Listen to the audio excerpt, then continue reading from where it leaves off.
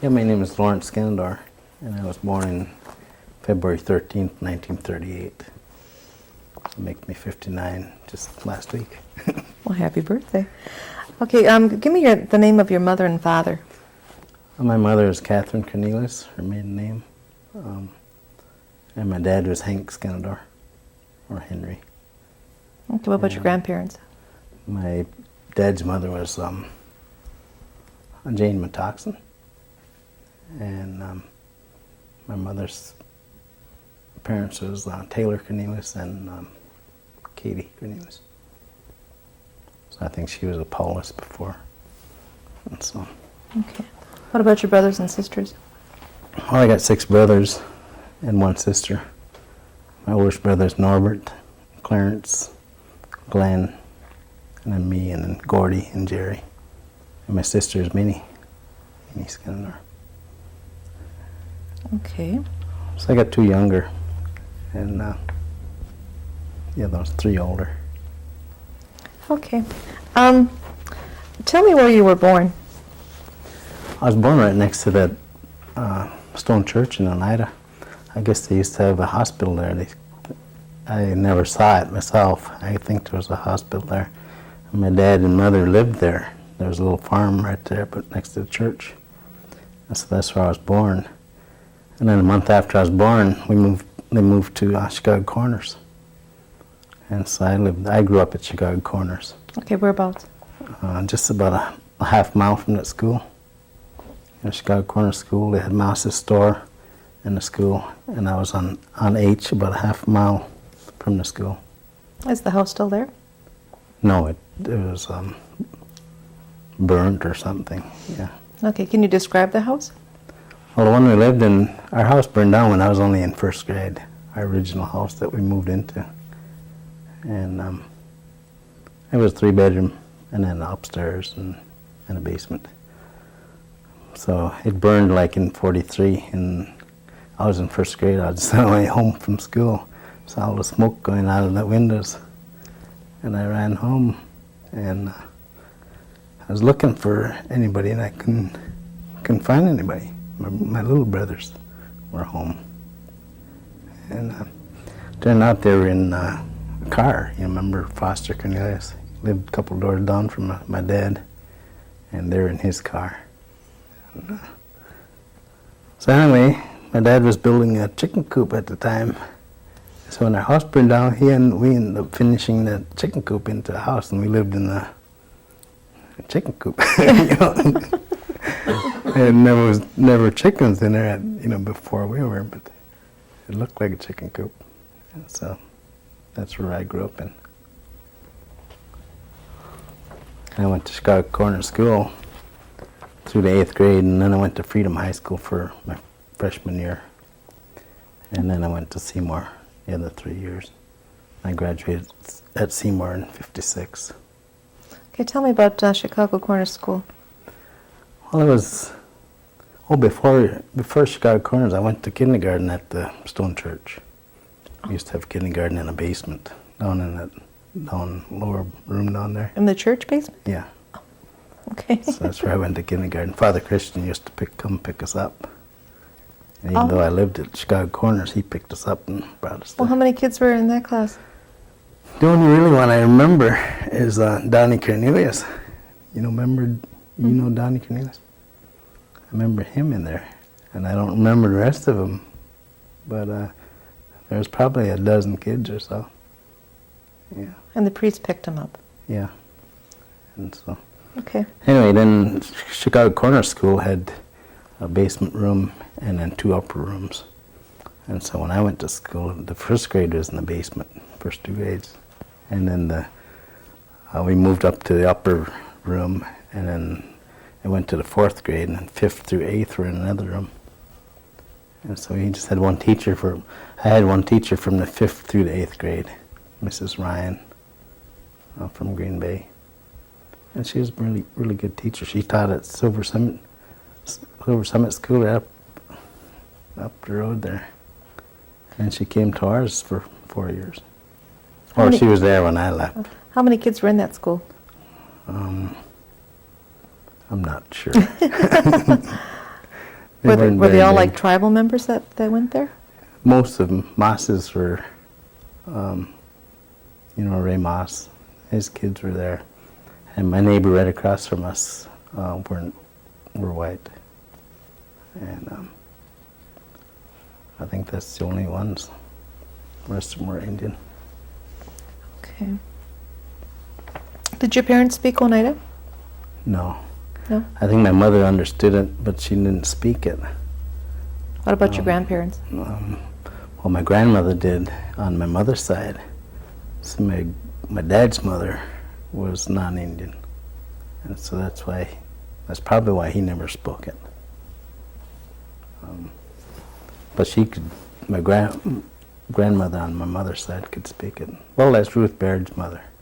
And Ruth is well known, in the community. Do you know anything about the Oneida Singers? No, I don't. Nothing back? No. Okay. I just know that Ruth, my aunt, was involved in a lot. And, Okay, are there any special stories or recipes or crafts that your mother or parents or your grandparents passed down? no, not really.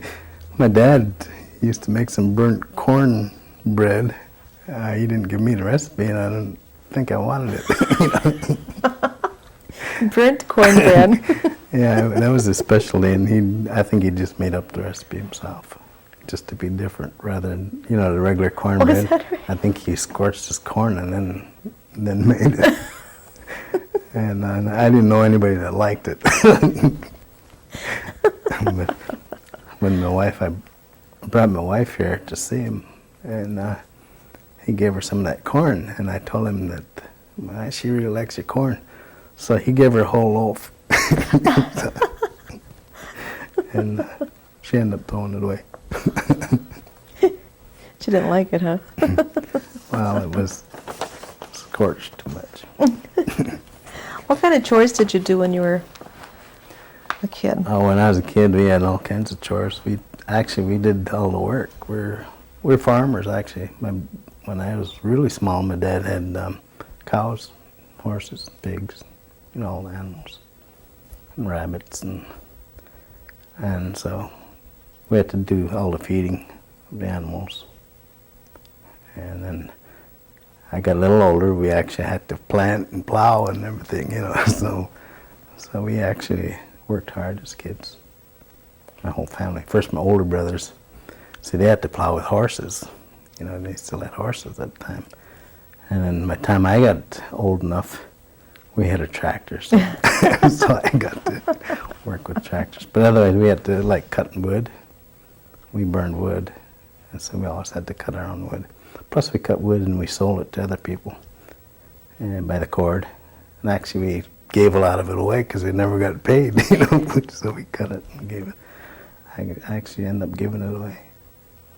What was it? Wood that was right on the land there? Yeah, just neighbors and all around the neighborhood. Okay, so your dad was a farmer then. Did he do any other Yeah. kind of job? Yeah, he claimed to be a plumber. I'm not sure. I think he was probably a plumber's helper. He worked in construction and did a lot of plumbing, or plumbing help, I think. Did your mother ever work? Not that I know of, no. Okay, you grew up in Chicago Corners. What kind of games did you play with the neighbor kids? Well, mostly baseball and a little football, touch football in the neighborhood. We played a lot of softball and baseball. And who were some of your neighbors? Well, Catherine and Vernon Jordan were our next door neighbors. And so I grew up kind of with their kids. Kermit Jordan was my best friend, and we were growing up. But we played ball with all of them, Kermit, Hubert, Randy, and then my brothers, and some of the other neighbors like Donnie Cornelius, Andy Summers. But they didn't live close by. They lived quite a ways, so. I guess that's mostly the ones we played with. We didn't go, too far. Do you know how Chicago Corners got the name? No, I don't really. Okay, just curious. How did your family travel? How did they go, where did they go shopping and stuff like that? Well, they always had old cars. And first car I remember my dad having they had an old Model A Ford. And I guess they just shopped. We had at Moss's little store, about half a mile. So we did a lot of our shopping right there because we got credit, we could just go there and get stuff, and then at the end of the month he'd pay the bill. Or he'd go to Green Bay and do some shopping. But most of our shopping, we grew most of our own food, because we grew all of our vegetables, and he did a lot of canning. We grew pigs, we had our own animals. So we didn't have to do a whole lot of real shopping. But we didn't get extra stuff like hamburger and stuff, We just, Tell me a little bit more about Moss's store. it's just a small store. It was almost like a little. They had hardware there, like nails and little stuff that you'd use for building, nuts and bolts and stuff. Then they had just the groceries and candy, toys, little toys that kids buy. And that's it, just a small community store, I guess.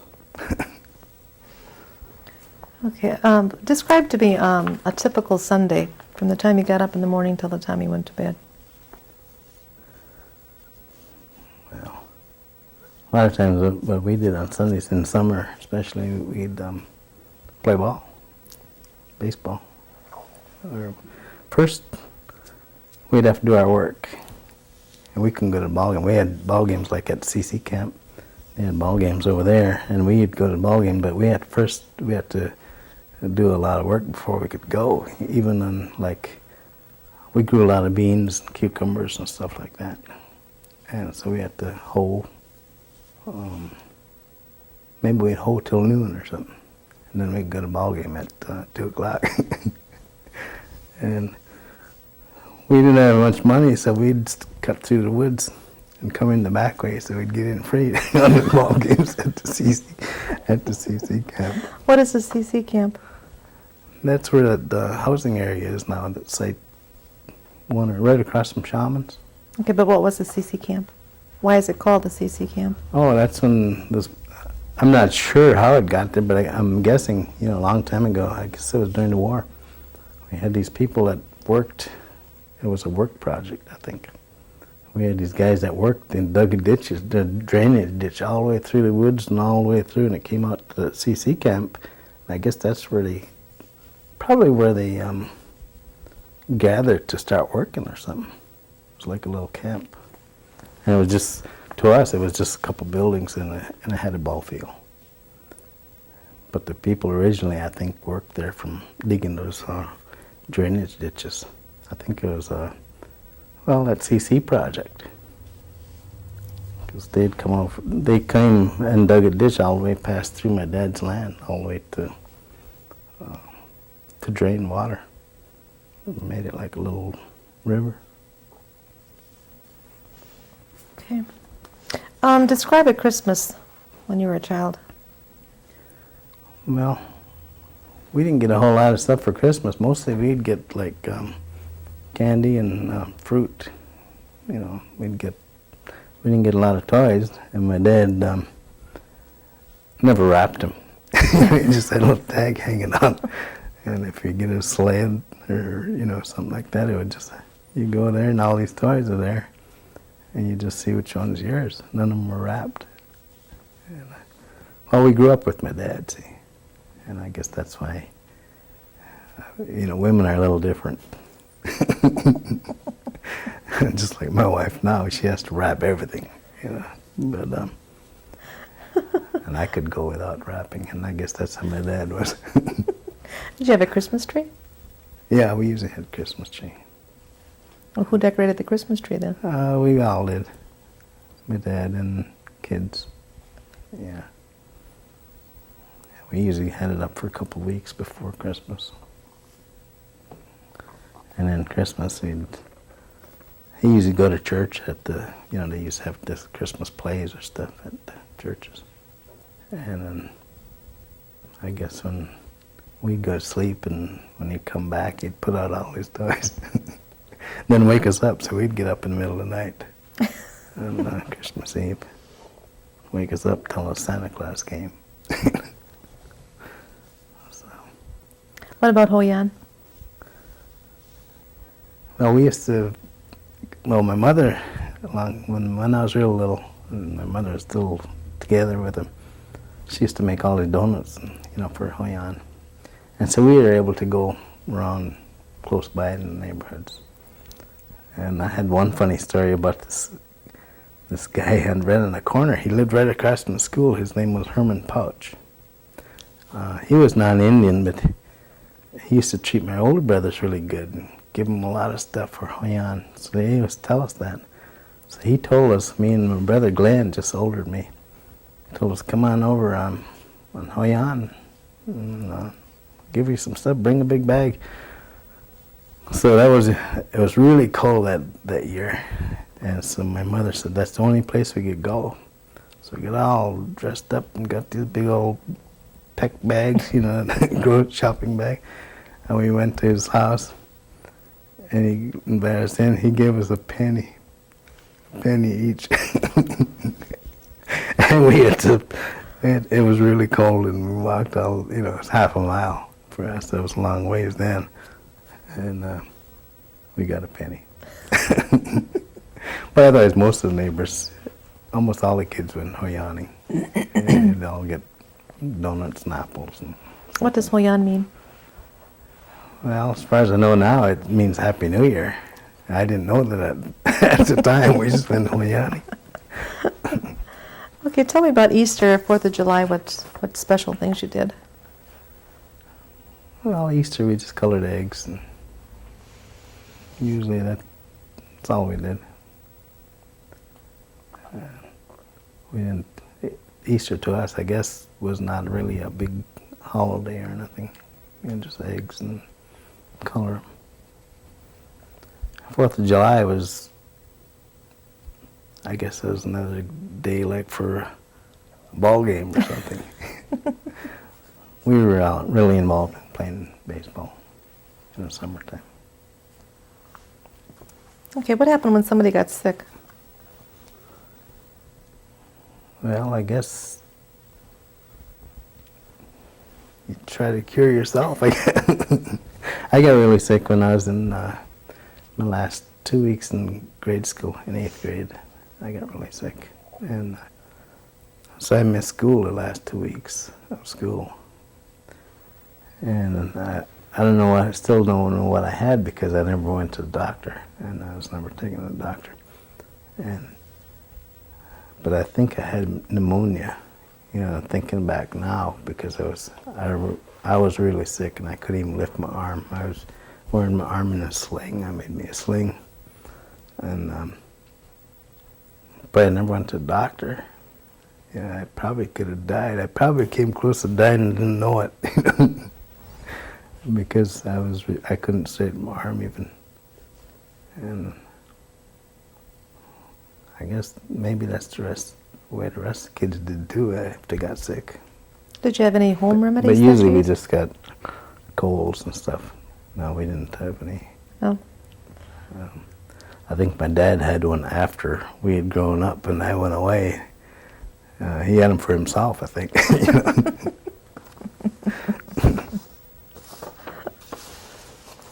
Okay, where did you go to high school? My freshman year, I went to Freedom High School, and just 1 year, because I had a choice. Our bus, I had to walk either half a mile either way to catch the bus to Freedom, or another half mile the other way to catch the bus to Seymour bus. And so I went to Freedom bus, because I could park my bike. I'd ride my bike over and leave it at the store and catch the bus. And in my sophomore year, then the Seymour bus came past our house. So I went to Seymour. Didn't have to walk anymore. Where did your parents go to school? Did they tell you anything about that? I think my dad went to Flandreau, but that's all I know about it. Did he tell you any stories about Flandreau? No. No? He never did. He kind of grew up, I guess, with a Catholic priest, too. And so, I'm not sure. He might have went to Catholic school or something, too. And my mother, I'm not sure. Maybe she never went to school. No, I don't know. I don't know where she went to school. Okay, then you graduated from Seymour High School? Yeah, I graduated in '56. Okay. What did you do after you graduated? Oh, I waited till the fall. I graduated in June, and I waited till fall, and I went in the Air Force. And I went in there for 4 years. So, I got out in 1960. Can you tell me anything about your military experience? Oh, I was radio maintenance, and then I got into the computer maintenance stuff when I came back from overseas. I went to Kwajalein for a year. Kwajalein is out in the South Pacific, and it was during peacetime, so I didn't, I was never in any wars. It's like a job, I guess, except you're away from home. And I guess you learn a little bit just being away.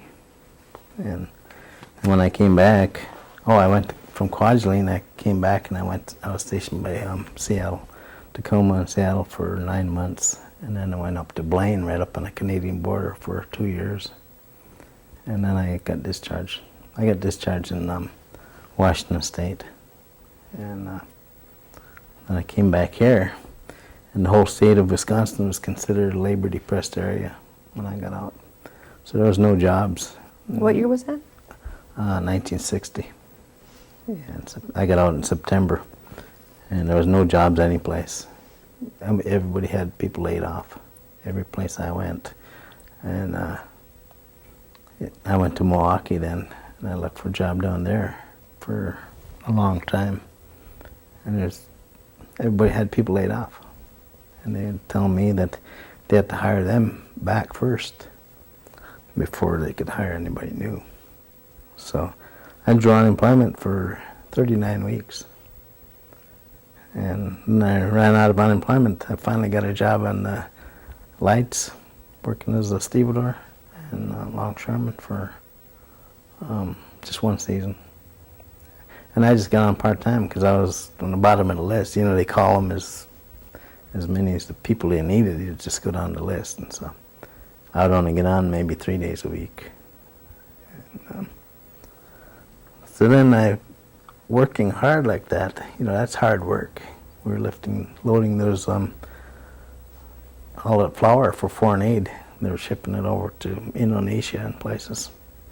And so we were lifting 100-pound sacks of flour. They'd put them down and we'd have to scatter them out and fill that boat all the way up to the top. And even when you start getting to the top, you have to carry up, make yourself some stairs and carry them up so you could, fill every little cubby hole. And those guys, I was 22 then, I just got out of service, and or 23. And we had guys doing the same thing, and they were probably in their 60s. And that's when I decided I'm going to go back to school and try to get an easier job. And so I went on relocation.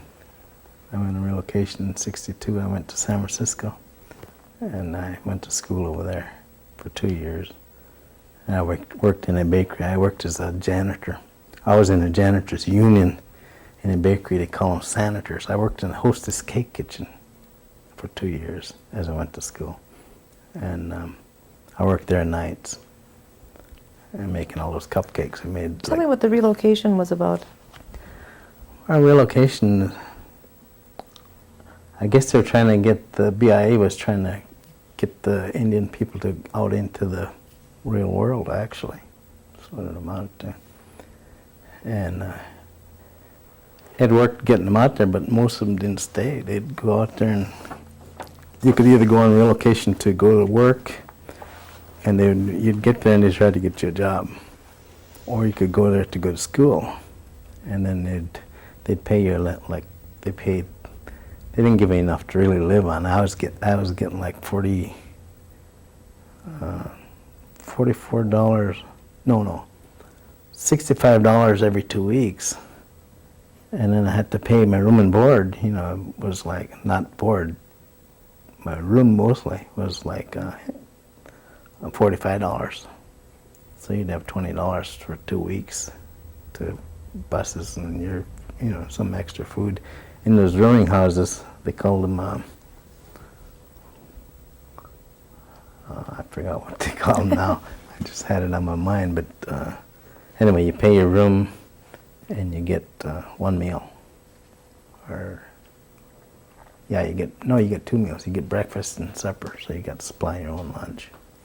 And so that's what I was living in for a while. And then I got an apartment after I got a job.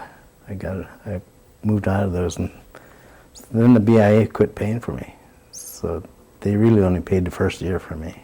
And then since I was working, and I bought a car, they didn't want me to have a car. They didn't want me to have any extra money. They want to cut, whatever money I was making, they wanted to take off. And so I was making more money than they were giving me anyway. So I just quit the relocation program, and I just finished it on my own.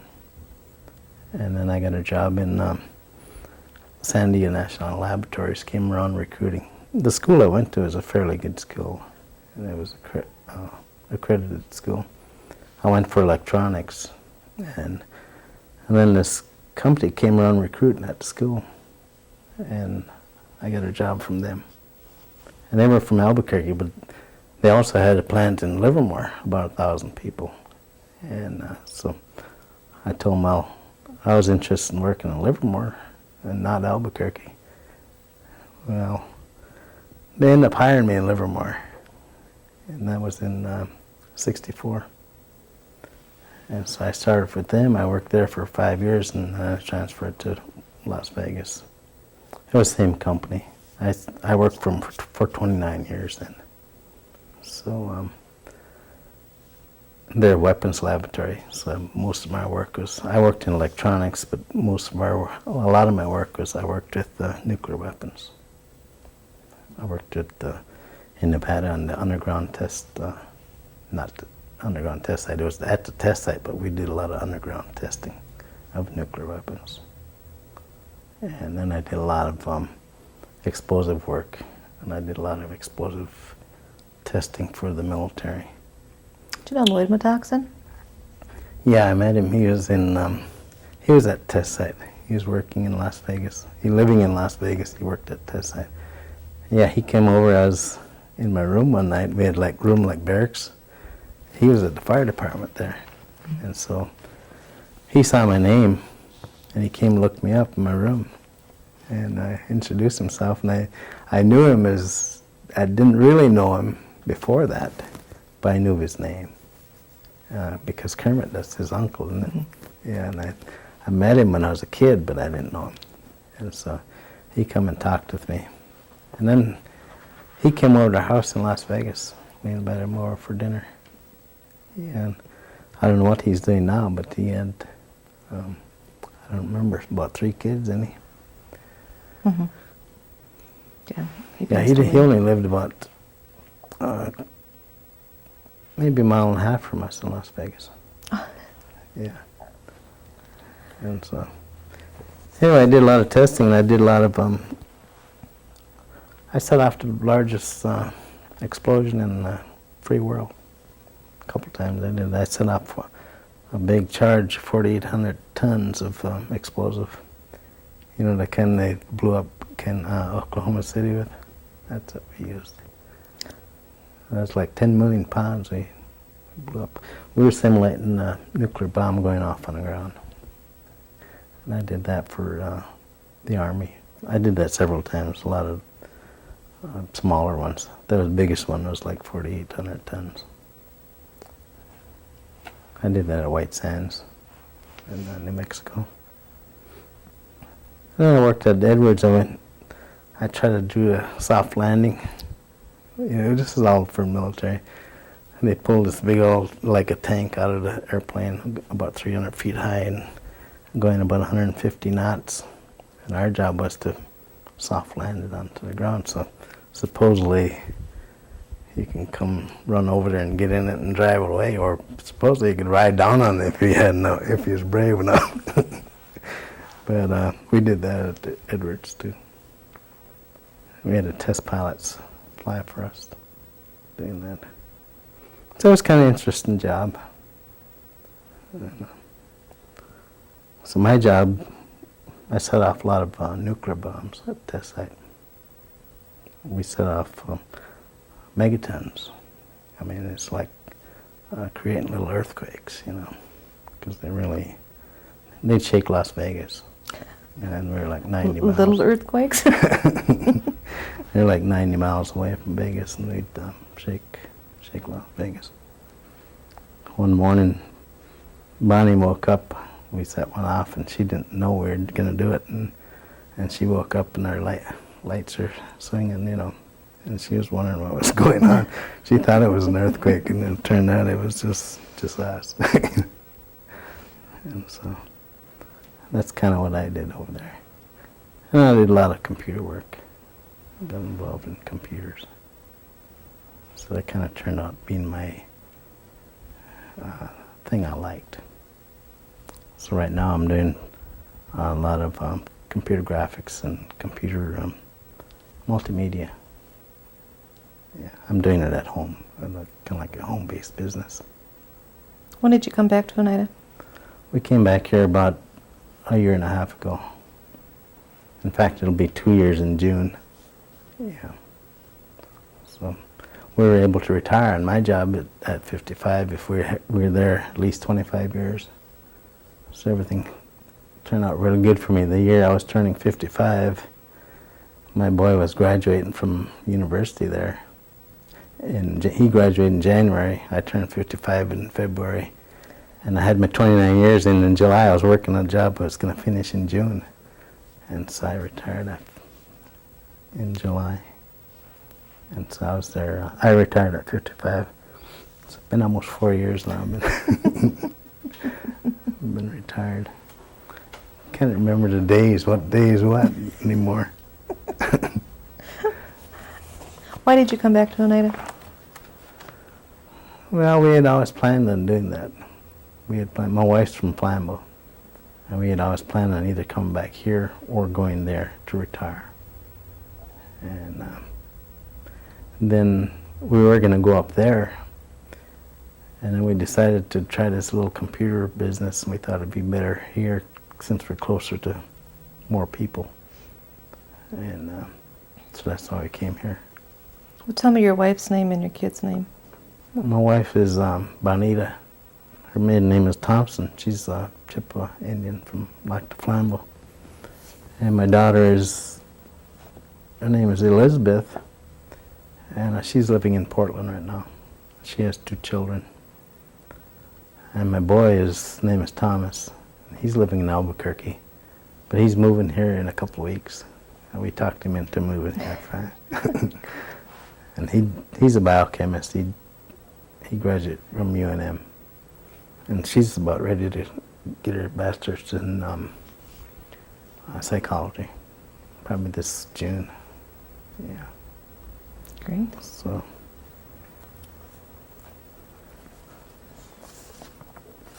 Tell me when you were growing up, where you went to church. Well, when I was little, we used to go to the Stone Church. I was baptized at the Stone Church. And Father Christian used to pick us up. We used to go on Saturdays, and Father Christian would pick us up. And then I guess we kind of got out of going to church, so we didn't go to church anymore for a long time. And the only time I went to church is I went to Methodist. So when I went in the service, Kermit Jordan and I went together, and he was Methodist. So I thought, well, if they're going to make us go to church, I'll go with him. And so I signed up as Methodist. So my military records show that I'm a Methodist, but I'm really Episcopal. But I didn't really go to church much. after I got out of service, then I read the Bible. I got in an argument with my sister-in-law about church. And she says, the way it started is, she went to a Methodist church and come back and says, they don't even genuflect in church. And I asked her, well, what do you do it for? And she can give me a good answer, And so I ended up reading the Bible then. It took me quite a while. I read the whole complete Bible.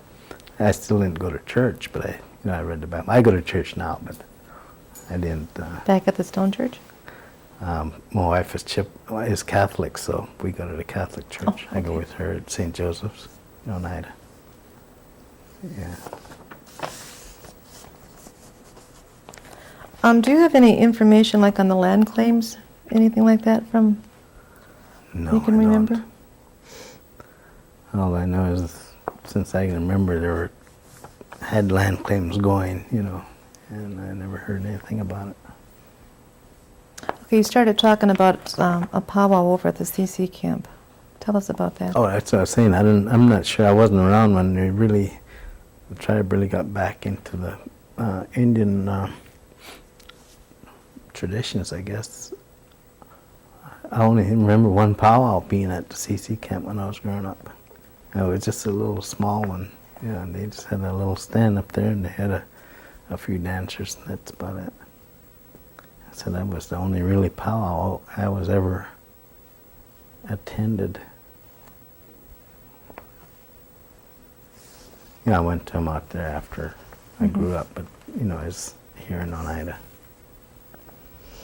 Okay, tell me the changes you've seen in Oneida from when you were growing up and since you've come back. Well, I see a lot of changes. Well, there's a lot of wide open spaces, and it seemed like when I was growing up, stuff was bigger and further away and stuff, Like my dad's land, the land was like, well, quite a ways, We thought it was about half a mile long. He had 55 acres, and it seemed to be big. And now it seems little, you just look and it's just right over there. And so I guess you get different ideas. But the building, all the building and everything, the roads and, so many different areas that have buildings now that they didn't have any of that when most people were farmers. And they didn't live close together. And we're close together, but like with Catherine and Jordan, that's close. But still, it's like 100 yards, or a couple 150 yards maybe. But now I see them all there, live right next to each other. I don't know if that creates problems or not. I think it could, but I don't know if it does. What do you think the Oneida Nation will be like 50 years from now? Well, the nation might be okay, but they're kind of eliminating themselves by, a lot of intermarriages and stuff, and the blood quantum is still high as far as being able to get on a roll. Like now, my grandkids can't get on a roll because my wife is Chippewa, so now their kids are Indian, but they're Chippewa and Oneida, and my kids are on the roll, but my grandkids can't. Because they, even though they got enough Indian to be on some roll, it's not one or the other. And so 50 years from now, it's going to even be worse. A lot of the the relatives won't be on a roll. I think it's a good way that it's working. They're going to get rid of themselves as far as the tribe, a nation, because they won't have anybody on roll, and people on roll now die off. There's not going to be anywhere. Eventually, maybe it'll take longer than 50 years, but you can see that coming, unless things change.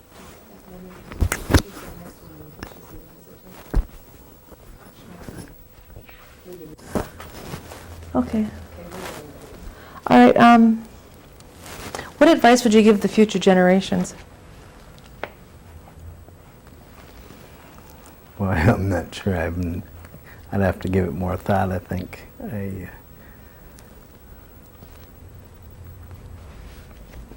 Okay.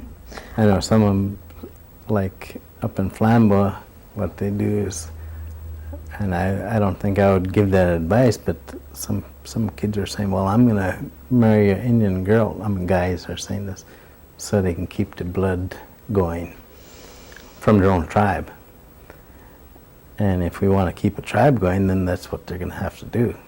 Because of the rules now, if it keeps going the way it is, we're not going to have a tribe. I mean, unless they change rules somehow.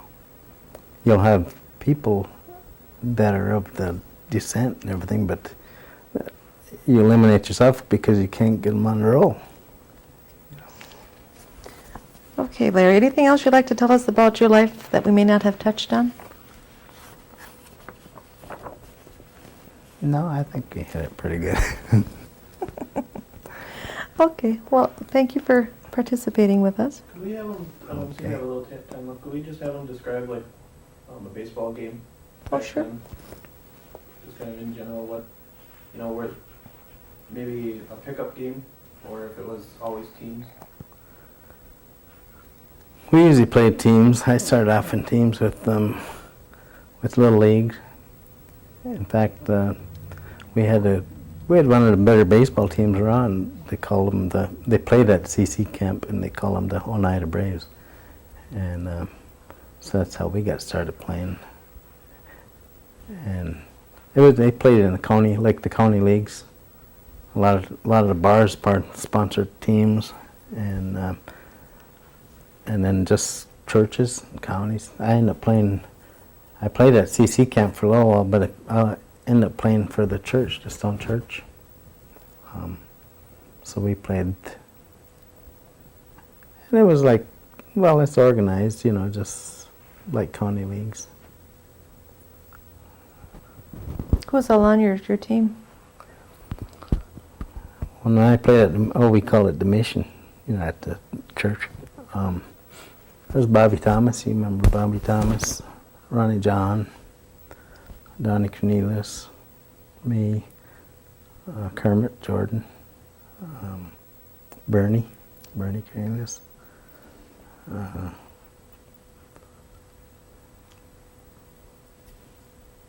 Francis Skenandore, and his brother. I think he had a brother named Mousy. I think he got killed or something in a car accident. Oh, that's right, yeah. And boy, I can't even remember all the. I was just curious. Doc Steeders, Alan Doc Steeder, and his brother, and in fact, Clifford Doc Steeder, coach, was our coach. And we had a pretty good team. We ended up being rivals with the CC camp after we played down there. And so that was our big game. We always played our best games against each other. Who was on the team with the CC camp? Well, it was the older guys like Billy Danford and Tony Danford and Sonny King and those guys. See, Kermit and I got a uniform with that team before we really got into it. They tried to save us for them, I guess, but we didn't get to play. We got uniforms, but they're all older, and so we ended up going to the Mission and we played against them, and then we ended up beating them usually. But they had a good team. In fact, they were the champs when they were younger, and so I used to get my best hits off them. I used to be a good ball hitter, and used to get my best hits off Tony Danford. Then Stormy Corn, remember, he hit me. I got good hits off him next time he hit me.